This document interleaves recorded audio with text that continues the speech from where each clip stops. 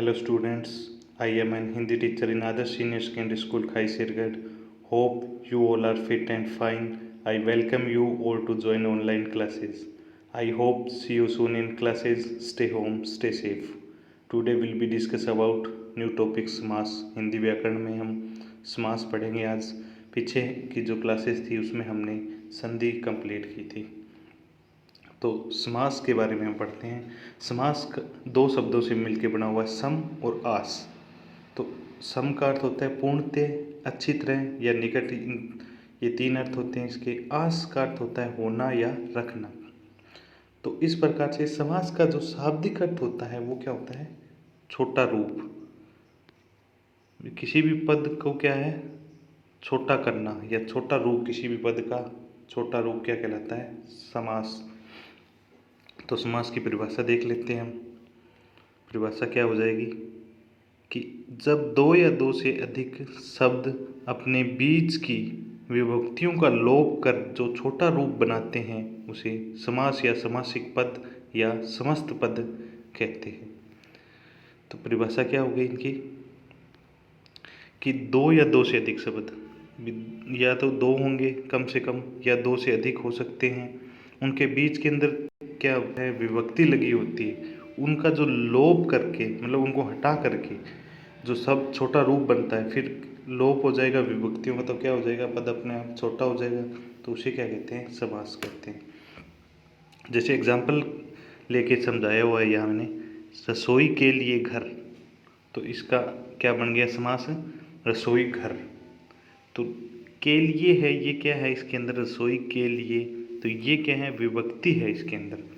तो ये विभक्ति का लोप कर दिया तो ये क्या हो गया, रसोई घर. इस प्रकार से हम समास का निर्माण करते हैं. समास विग्रह भी होता है. विग्रह का अर्थ क्या होता है, तोड़ना होता है. विग्रह, किसी को विग्रह कर दिया, मतलब उसको तोड़ दिया.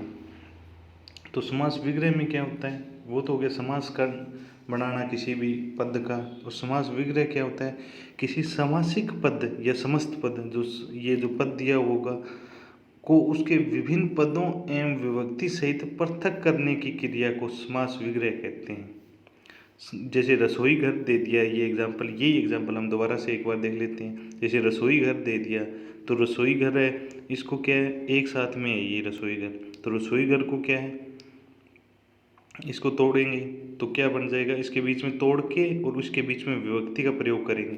तो विभक्ति का प्रयोग करेंगे तो ये क्या बन जाएगा, विभक्ति कौन सी आएगी, के लिए, इसके अंदर विभक्ति आएगी. तो ये इसका उल्टा भी ये भी कर सकते हैं. यदि ये दिया हुआ हो तो ये कर सकते हैं, और ये आपसे ये पूछे कि इसका समास बनाइए रसोई के लिए घर का, तो रसोई घर हो जाएगा. और रसोई घर का समास विग्रह कीजिए तो इसका ये हो जाएगा, रसोई के लिए घर. तो इस प्रकार से हम समास विग्रह कर सकते हैं. ये हो गया समास विग्रह. अब हम आगे पढ़ते हैं समास के भेद. समास के भेद कितने होते हैं, समास के 6 भेद होते हैं मुख्यतः. कौन कौन से होते हैं, एक नंबर है वो क्या है, अविभाज्य समास. दूसरा तत्पुरुष समास. तीसरा द्वंद्व समास, कर्मधारय समास, द्विगु समास. और 6 जो नंबर है वो क्या है, बहुव्रीहि समास. ये समास के 6 भेद होते हैं. इसके बारे में हम अगली क्लासों में पढ़ेंगे. आज का जो हमारा टॉपिक इसमें है ये अविभाज्य समास, इसके बारे में हम जानकारी प्राप्त करेंगे.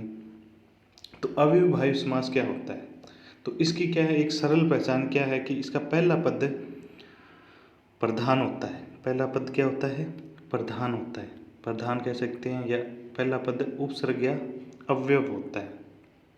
पहला पद क्या होता है इसका, अविभाज्य समास से क्या होगा, अव्यव होगा. पहला पद क्या होगा, अव्यव होगा, और उसमें पहला पद प्रधान होगा. मतलब जो शब्द दिया होगा या समासिक पद होगा तो उसका क्या है, पहला जो पद होगा वो क्या होगा, प्रधान होगा. मतलब उसकी प्रधानता रहेगी.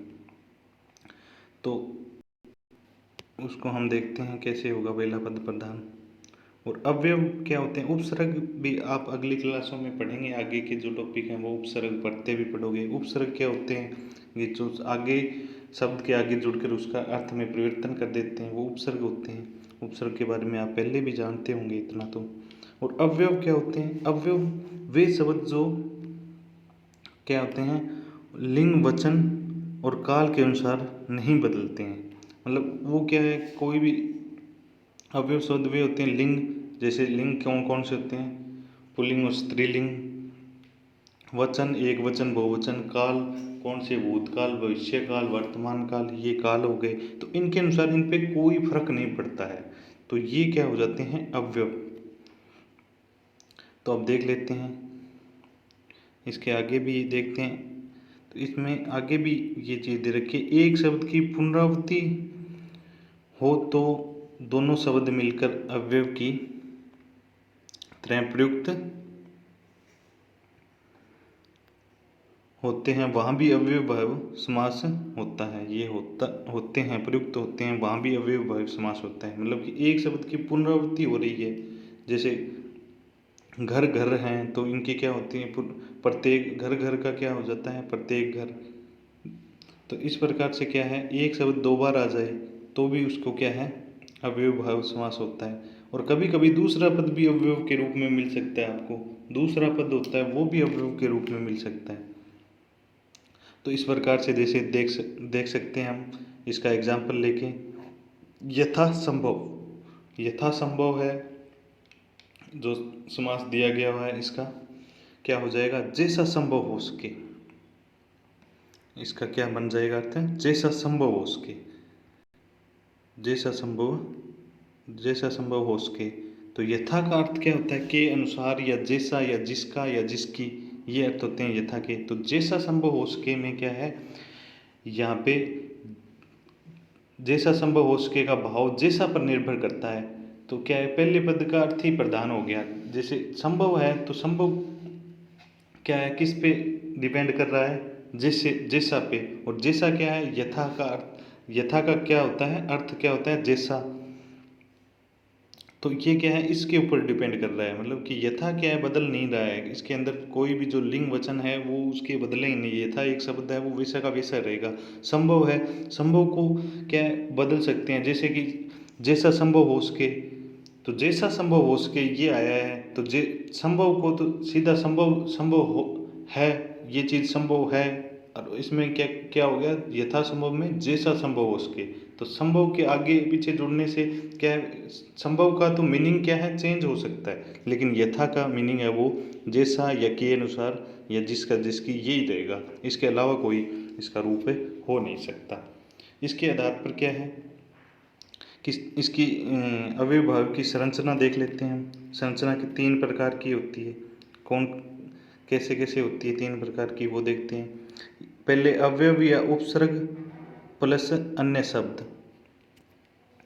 पहले या तो उपसर्ग या अवयव शब्द आ जाएगा और उसके पीछे दूसरा शब्द होगा। जैसे ये एग्जांपल देख लें, यथाशक्ति है, तो यथा के अंदर क्या है, यथा क्या है, अवयव है, और शक्ति क्या है, अन्य शब्द है। तो ये देखो फर्स्ट और सेकंड मैंने दर्शा रखा ऊपर। तो ये यथा है वो अवयव या उपसर्ग के है, तो ये और शक्ति है वो क्या है, अन्य शब्द है। इसी प्रकार से एक तो ये रूप हो गया। एक दूसरा रूप अन्य शब्द, अन्य शब्द कोई भी अन्य शब्द आ जाए और इसके बाद अवयव आ जाए। जैसे इच्छा अनुसार, इच्छा क्या है, शब्द है, अनुसार क्या है, ये अवयव है। इसी प्रकार तीसरा रूप क्या है, शब्द या क्रिया प्लस वही शब्द या क्रिया। मतलब कि शब्द या क्रिया में से कोई सा ही आ जाए। जैसे घर घर है, तो वही सेम टू सेम वही दोबारा आ रहा है, घर घर, दिनों दिन, भागम भाग। तो ये क्या है, वापिस वही चीज़ें आ रही है। तो वो क्या है, इस प्रकार ये तीन रूप में ये क्या है, अव्ययभाव समास देखने को मिलेगा। जैसे यथाशक्ति, शक्ति के अनुसार, तो इसमें क्या है, यथा क्या है, अवयव है, ये पहले के अकॉर्डिंग बना है।